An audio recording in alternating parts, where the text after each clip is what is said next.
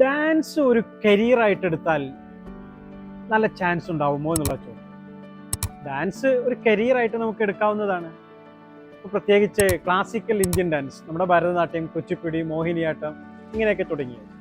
ഇനി അതല്ലെങ്കിൽ വെസ്റ്റേൺ ഡാൻസുകൾ, ഇനി അല്ലെങ്കിൽ നമ്മുടെ തനത് കലാരൂപങ്ങൾ, ഡാൻസുമായി ബന്ധപ്പെട്ടുള്ള ഫോക്ക് ഡാൻസുകൾ, ഇതെല്ലാം തന്നെ നമുക്ക് കരിയറായിട്ട് കൊണ്ടുവരാം.